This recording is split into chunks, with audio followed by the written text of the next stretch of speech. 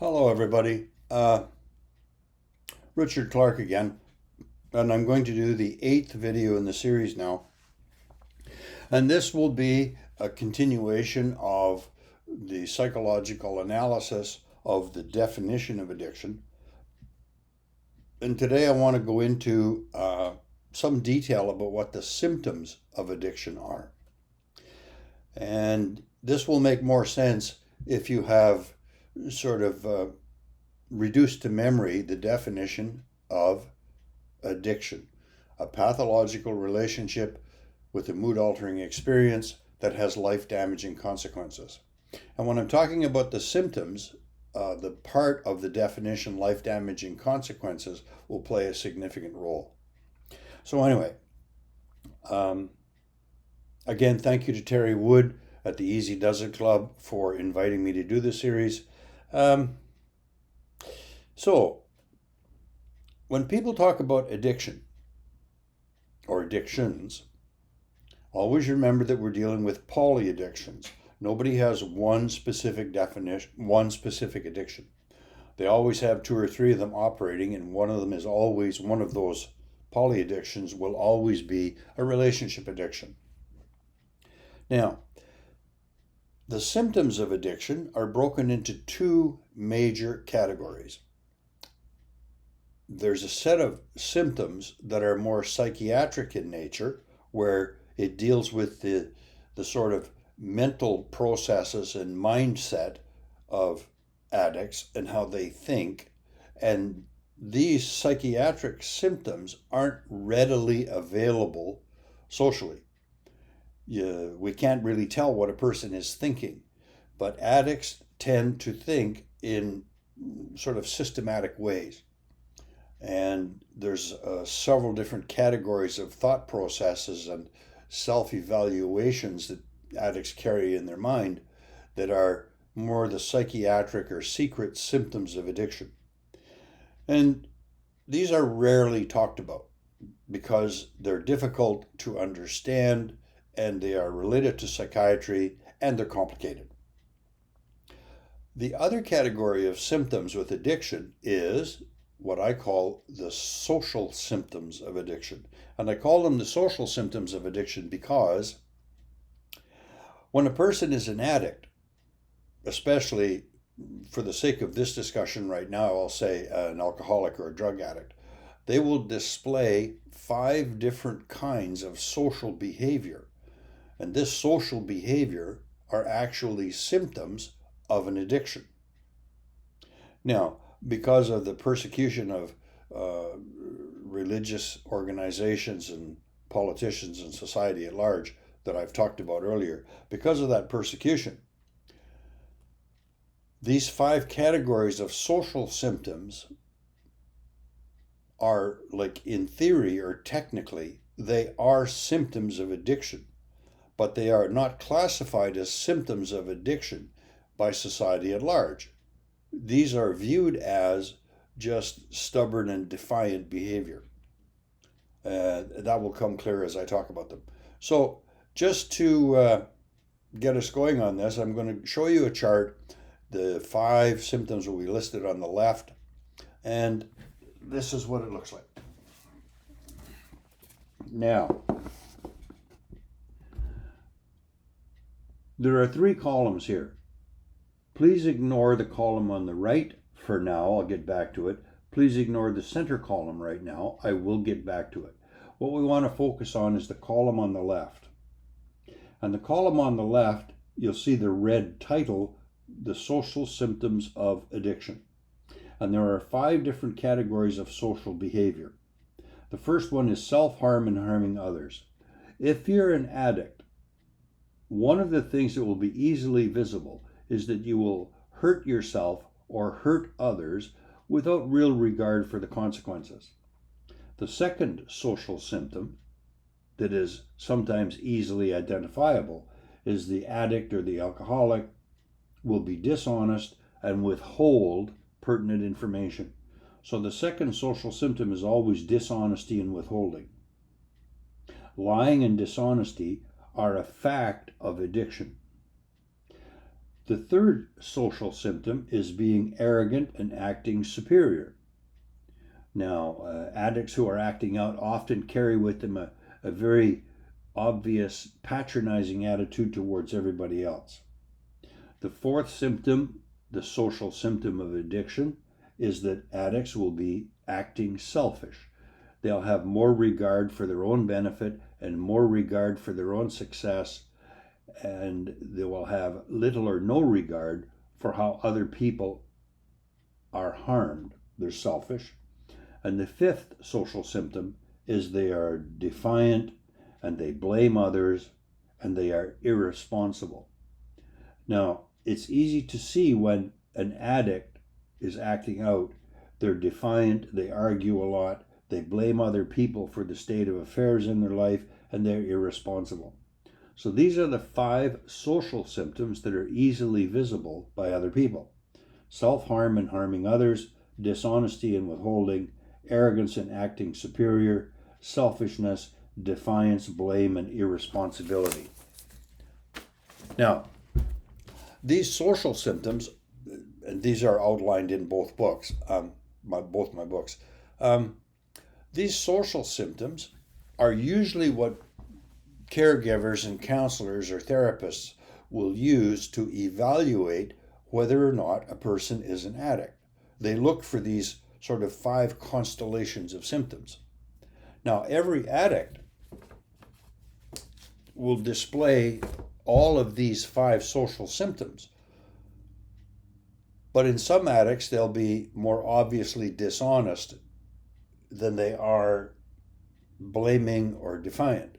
And other ones will be more at hurting themselves than hurting others. There's different degrees and variations of these 5 symptoms, but if you're an addict, you will have reasonably visible behaviors that satisfy these 5 social conditions.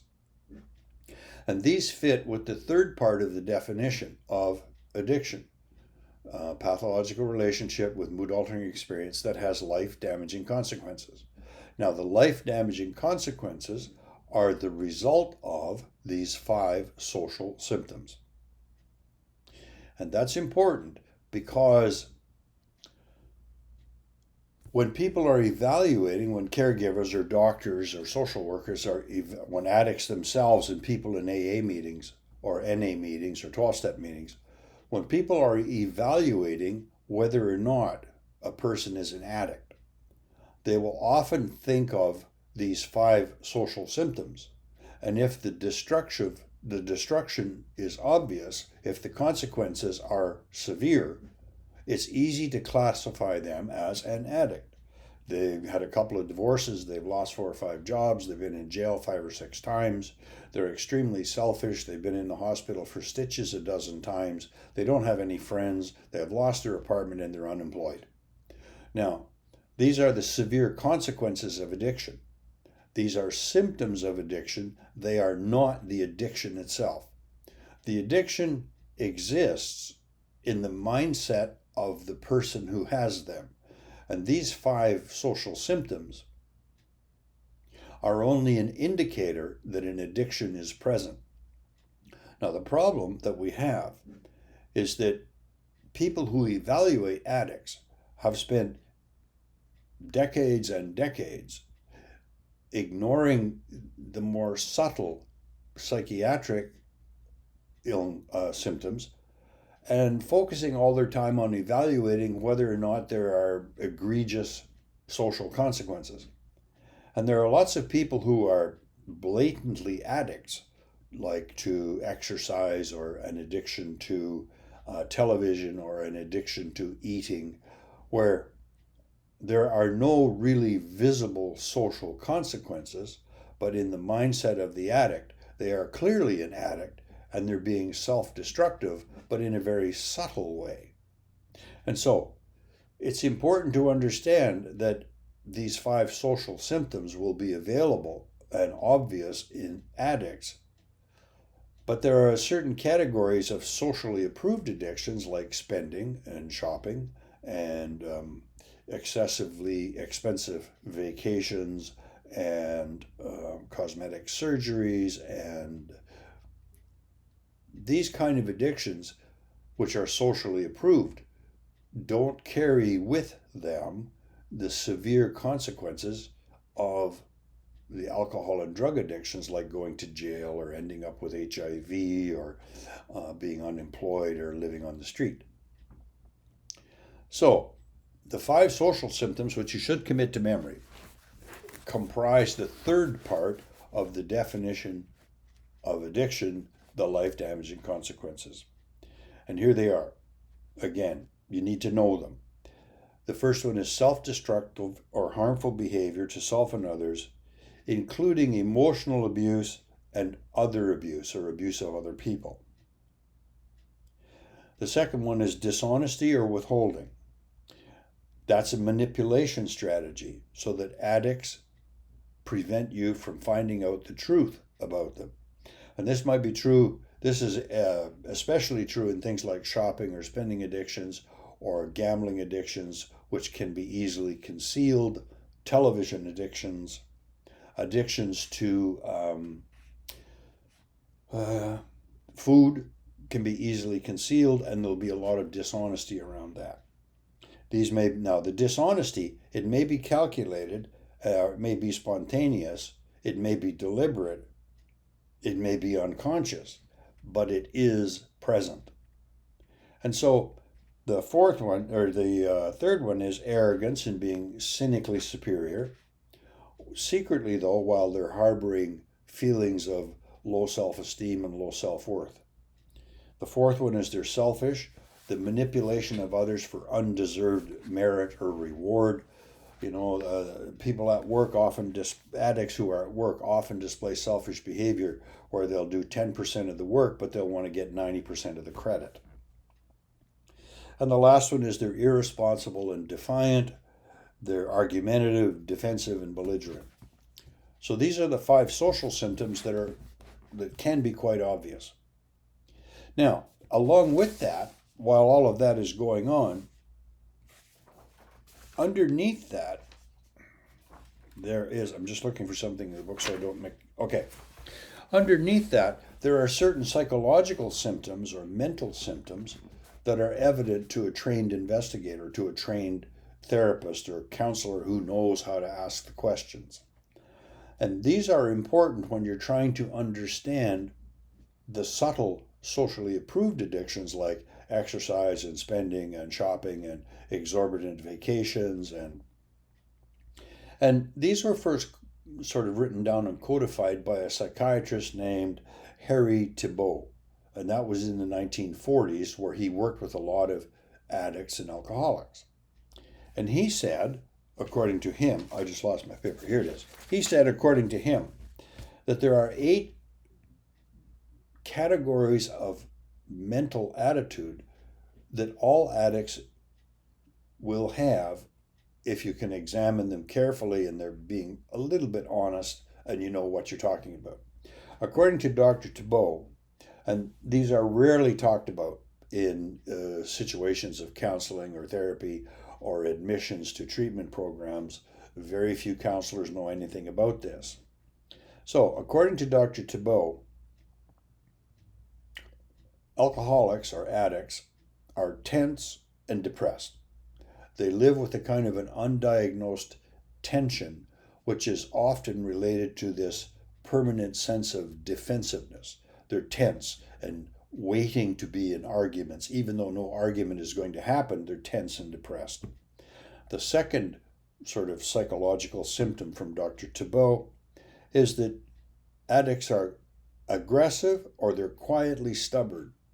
And they'll be quick to argue and they'll be quietly stubborn.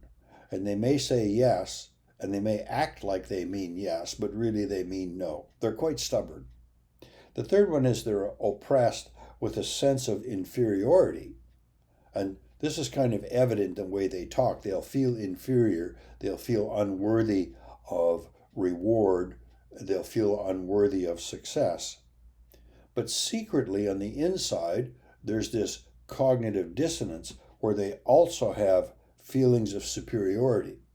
So they'll display feelings of inferiority, but they'll secretly harbor beliefs in being superior and special and unique. And this creates a cognitive dissonance within them because they're saying and behaving one way and they're secretly feeling another way. The fourth one is very often they're perfectionistic and rigidly idealistic. They have these very high standards of behavior, usually for other people. They will demand other people aspire to high standards of conduct. The fifth one is they live lonely and isolated. Now, this loneliness and isolation is directly related to what I talked about in polyaddiction, where one of the polyaddictions that addicts have is relationship addiction. And that's evidenced in the idea that they feel lonely and isolated. And the worst kind of loneliness and isolation is when you're in a long-term committed relationship, when your partner is unavailable for comfort and truth. So loneliness and isolation is a mental attitude that addicts carry. The sixth symptom is, according to Dr. Thibault, is they're egocentric and self-centered. And that means that they think that the world should revolve around them. And that could be for one of two reasons, or a kind of a spectrum. The world should revolve around them because they are such victims and so oppressed and have been so badly abused that everybody should pay attention to them for their long suffering. And the other way that they are self-centered is the world should revolve around me because I am so smart and so insightful and my truths are relative to everybody in the world. And so therefore, everybody should be paying attention to me, and that makes them self-centered. The seventh symptom, according to Dr. Thibault, is that they are defiant. And they will generally argue about anything. And the reason that they argue is to keep the other person away from finding out the truth. Many addicts will, they carry on quiet arguments in their mind. They carry on quiet arguments with themselves and other people. And the last one is, number 8, according to Dr. Thibault, is that they are walled off and emotionally distant from others. And this is a part of the whole concept of relationship addiction. All of these sort of mental symptoms that are outlined by Dr. Thibault sit underneath in the mental attitudes and secret thoughts. They sit underneath the 5 social symptoms that I talked about a few minutes ago. So when you're dealing with someone who's trying to understand their addiction, it is important to pay attention to the social symptoms. And if you think you're dealing with an addict, but the social symptoms, the social consequences aren't extremely egregious, then the person who's doing the consulting, or as the person is trying to understand their addiction, it's important to go into these 8 the psychological symptoms from Dr. Thibault. Now, in psychiatry, and I am not a psychiatrist, so I'm not presenting that I am one, the short list of this stuff is an addict lives with denial, an unconscious, automatic ego defense mechanism. They live with repression, which is more closer to willful forgetting, and over a period of time, you repress unpleasant memories out of your consciousness. Addicts always live with assumptions. They assume that other people are out to get them. They assume that they're smarter than everybody else, or they're worth less than everybody else. There's all kinds of assumptions that go into alcoholic or addictive thinking. Shame is an emotional construct that addicts live with, and that shame can come from 3 sources. The first source is certainly from the acting out and the sort of disreputable conduct of the addict themselves. They feel shame from repeatedly acting out, and even though they're trying to be successful, they can never quite make it. The second source of shame might be from their family of origin. Now, some family of origins are quite shaming in the way that they raise children, and other families are not so shaming. So there has to be a very careful investigation into this to understand that The second source of shame might be family of origin. The third source of shame is what I talked about in the seminars talking about the temperance movement and the moral righteousness that was a part of our culture from 1840 right through to the present day, where society has created two groups of people. There's all of the ordinary people, which is like 60 or 70% of the population. And then there's those bad, evil, nasty, belligerent people that we call alcoholics and drug addicts. And that imposes a lot of shame on addicts themselves. So, shame is a part of addiction, but it doesn't all come from family of origin. Some of it may come from family of origin, maybe a lot, maybe a little. Certainly a large part of it comes from the shaming and disapproval and persecution of addicts by society. And the third source of shame is the way an addict perceives their failures, their acting out, and what they assume in themselves is a disreputable behavior. When in fact, all of those, the acting out, the belligerence, the dishonesty, these do not mean that an addict has a horrible character. These are actual symptoms of the disease, the illness. I prefer calling it illness. So if a person has pneumonia, they'll have shallow breathing, they might have night sweats, they'll have a fever, and they recognize these things as a part of pneumonia. They'll have maybe fluid on their lungs, they'll have a fever, they'll have night sweats. And so after the pneumonia passes, nobody says to the person who had pneumonia, well, you were a bad person for having those night sweats, because we understand pneumonia clearly as a disease. And when someone has diabetes and they're taking insulin, nobody ever criticizes them for taking, oh, you're a bad person for taking insulin, because we recognize that taking insulin is a component of the illness of diabetes. Well, it's the same thing with addiction. Addiction has specifically identifiable symptoms, and these are harming yourself, harming others. These are dishonesty and withholding. And then there's a certain amount of arrogance and superiority, which covers up a deep sense of insecurity and inferiority. And then there's selfishness. And the fifth one is defiant and aggressive behavior, being irresponsible and blaming others. Society has created in our mind that these behaviors, these social behaviors of addiction, are just the addict being defiant and belligerent and argumentative, and if the addict would just kind of smarten up and stop being so belligerent and do what they were told, then they could be a nice guy. But in fact, those behaviors, those social symptoms, are indicative of an addiction, and they are not optional. Addicts do not lie because they are evil people. Dishonesty is a very specific symptom of the addiction. Addicts are not selfish because they're nasty individuals. And I hear so much of this when I'm talking to people who are in recovery or meetings. They talk about how bad they are for being selfish and how bad they are for having a long history of being selfish, when in fact they're being self-critical, not understanding that selfishness was not an option. Being selfish is a function of addiction. And when you understand the psychological symptoms of addiction that I just briefly touched on, and you understand the nature of addiction in the shame-based way that our personalities as addicts are developed, you understand that these kind of behaviors are not optional. They're symptoms. So that brings me to the close of the video on the discussion of symptoms.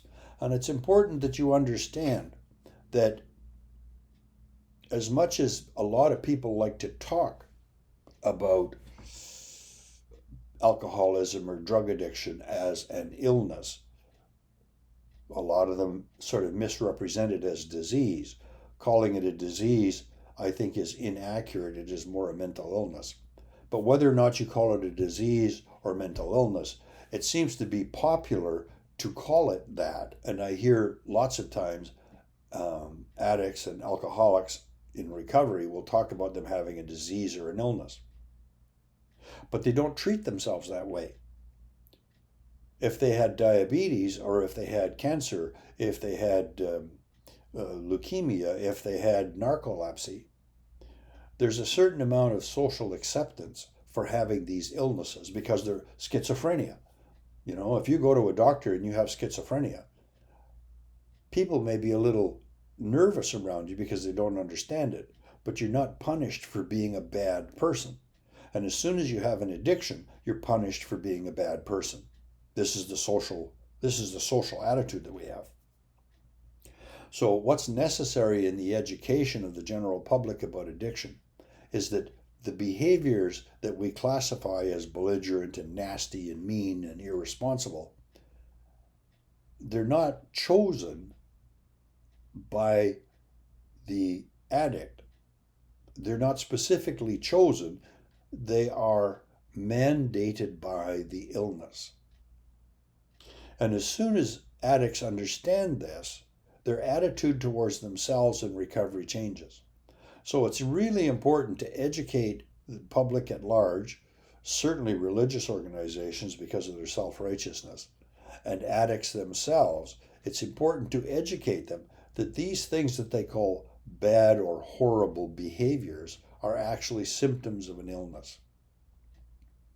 In the next video, thank you, that's the end of this. In the next video, I'll be talking a little bit about spiritual principles and what they are, and what Bill Wilson was trying to get at in his book, Alcoholics Anonymous.